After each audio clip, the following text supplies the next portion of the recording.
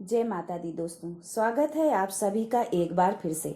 माँ भगवती की कृपा आप और आपके पूरे परिवार पर सदा सर्वदा बनी रहे। दोस्तों, अगर आप अपनी लाइफ में नया कुछ सीखना चाहते हैं तो चैनल को सब्सक्राइब जरूर करिएगा। दोस्तों, सावन के महीने का शिव भक्तों को साल भर इंतजार रहता है। इसमें भगवान शिव की पूजा अर्चना विशेष पुण्यकारी मानी जाती है। इस साल सावन महीना मणिकांचन योग से शुरू हो रहा है, जो बेहद शुभ माना गया है। दोस्तों, आज के वीडियो में मैं आपको कुछ ऐसे उपायों के बारे में बताने जा रही हूँ जो बहुत ही दुर्लभ है। दुर्लभ इसलिए है कि ऐसा संयोग जल्दी नहीं आता है, जो बुधवार 12 जुलाई को बन रहा है। दोस्तों, इसके साथ ही बेलपत्र से जुड़ी कुछ बेहद खास जानकारी आपको देने वाली हूँ। यदि आप माँ भगवती के भक्त हैं, भोलेनाथ के भक्त हैं, तो निश्चय ही ये जानकारी और ये उपाय आपको लाभप्रद साबित होंगे। लेकिन दोस्तों, उससे पहले आपसे रिक्वेस्ट करती हूँ कि वीडियो को लाइक करिएगा, दोस्तों को शेयर कर दीजिएगा, और अगर आपने अभी तक चैनल को सब्सक्राइब नहीं किया है तो चैनल को सब्सक्राइब करके बेल आइकन जरूर दबाइएगा। दोस्तों, सावन मास में ये विशेष संयोग है कि बुधवार यानी 12 जुलाई को अष्टमी तिथि है, और ये कोई साधारण अष्टमी नहीं है। बुधवार को ही राधा अष्टमी, गौरी अष्टमी और दुर्वा अष्टमी भी है। बुधवार के दिन दुर्वा अष्टमी हो तो ये बेहद दुर्लभ संयोग है। चलिए आगे जानते हैं दुर्वा का महत्व। दुर्वा अष्टमी के दिन ही विघ्न विनाशक मंगलकारी भगवान गणेश जी ने एक राक्षस का संहार किया था, जिसका नाम था अनलासुर। क्रोध में आकर अनलासुर को गणेश जी निगल गए, लेकिन इसके बाद गणेश जी के पेट में जलन होने लगी। जलन को ठीक करने के लिए कश्यप ऋषि ने दुर्वा की 21 गांठ गणेश जी को खाने के लिए दी।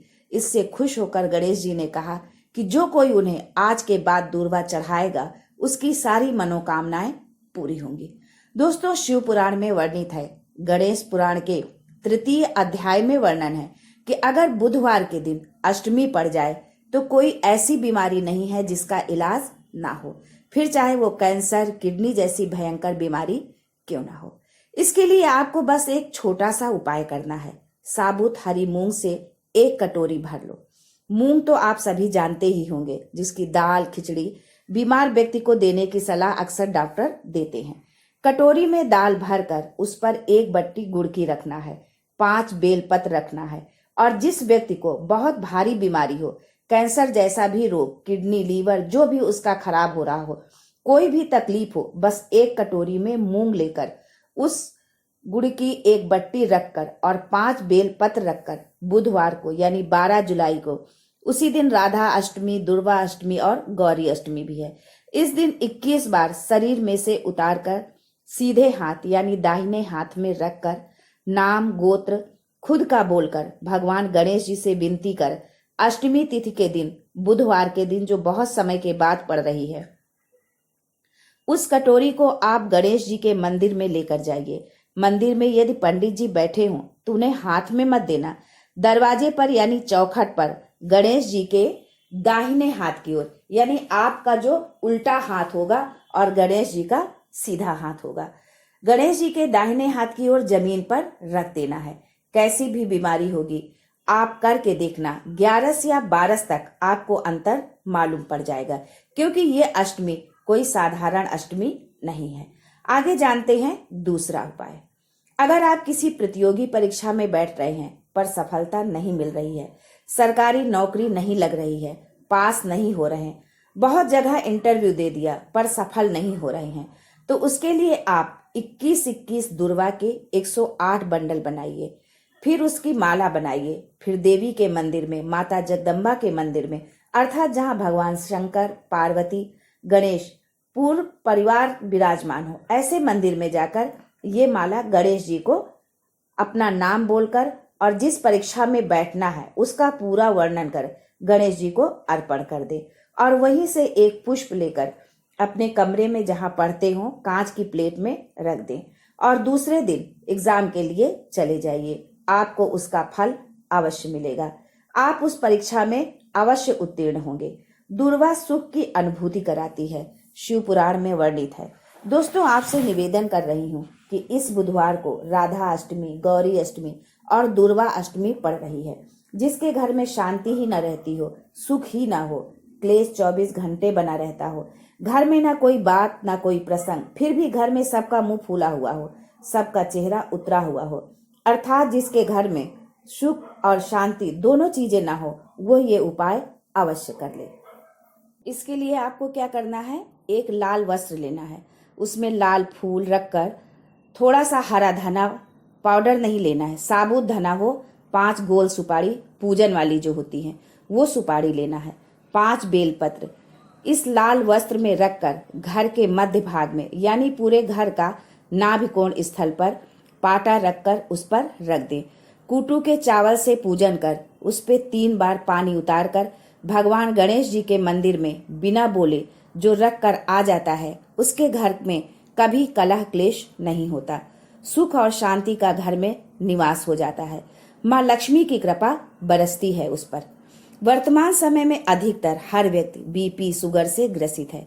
ऐसे भाइयों बहनों से मेरा निवेदन है कि गणेश जी का जो टूटा हुआ दांत है, उस टूटे हुए दांत के भाग की ओर 5 सफेद दूर्वा समर्पित करें। बुधवार दूर्वा अष्टमी के दिन दोपहर 12 बजे ठीक 5 मिनट बाद दूर्वा उठा ले। उस दूर्वा को एक एक सुबह खाली पेट खा ले। आपका शुगर और बीपी लेवल में मिलेगा। आपके पास जांच करने की मशीन हो तो अवश्य करिएगा। सफेद दूर्वा जलाशय, कुआं, बावड़ी पर मिल जाता है। दोस्तों, अगर पति पत्नी के बीच में दरार पड़ गई हो, यहाँ तक कि बात अदालत और तलाक तक पहुंच गई हो और दोनों को अगर दिल से जुड़ना है कि मुझे इसके साथ रहना है या उसको इसके साथ रहना है, तो ये आप उपाय अवश्य करें। दोस्तों, केवल आप बुधवार को अष्टमी के दिन भगवान शंकर का शिवलिंग बेलपत्री के पेड़ के नीचे बनाना, गोबर के गणेश जी बनाना और एक छोटी सी ढेली रख देना मिट्टी या गोबर की। इन तीनों स्वरूपों का आप पूजन प्रेम से अक्षत, रोली, पुष्प, धूप, दीप आदि के साथ में करना। तीनों पर कच्चा दूध, शहद, दही, शक्कर, ये तीनों पर आपको चढ़ाना है। पूजन करने के पश्चात लाल वस्त्र पर अपने हाथ का छापा बनाकर कामना करके कि हम पति पत्नी में कभी झगड़ा ना हो, प्रेम बढ़े, क्लेश ना हो, उस वस्त्र से उन मूर्तियों को ढांक देना है। पूजन करके घी का दिया लगाकर ढांक देना। चावल के 108 दाने लेकर एक एक चावल का दाना अपनी कामना करके उस वस्त्र पर डाल दीजिए। उस वस्त्र का चावल अपने ऊपर बाद में छिड़क लीजिए। मूर्तियों का पुनः पूजन करके विसर्जन कर दीजिए। अगर अदालत में तलाक का भी केस चल रहा है तो प्रेम बढ़ सकता है। दोस्तों, आगे जानते हैं बेलपत्र से जुड़ी ये खास जानकारी। यदि आप भगवान गणेश के और माता रानी के भक्त हैं तो कमेंट्स में जरूर लिखें, माँ गौरी जय गणेश। स्कंद पुराण के अनुसार एक बार माता पार्वती जब भ्रमण कर रही थी, तब उनके शरीर से पसीने की बूंद मंदराचल पर्वत पर गिर गई थी। उस पसीने के बूंद से पर्वत पर एक पेड़ की उत्पत्ति हुई और इस पेड़ को ही बेल वृक्ष के नाम से जाना गया।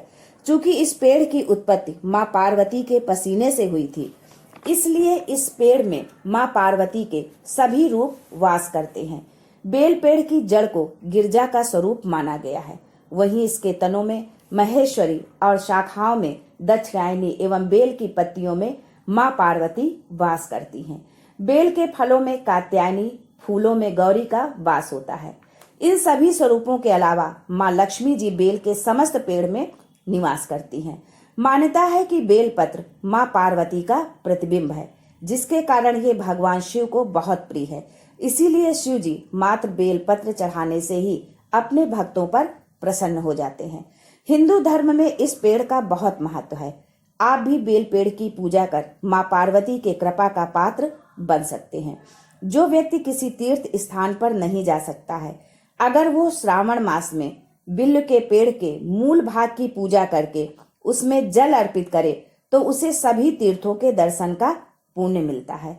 मान्यता है कि बेलपत्र के तीनों पत्ते त्रिनेत्र स्वरूप भगवान शिव के 3 नेत्रों को विशेष प्रिय हैं। बिल्व पत्र के पूजन से सभी पापों का नाश होता है। आज के लिए बस इतना ही। दोस्तों, मिलते हैं अगले वीडियो में। तब तक के लिए good bye and thanks for watching my video.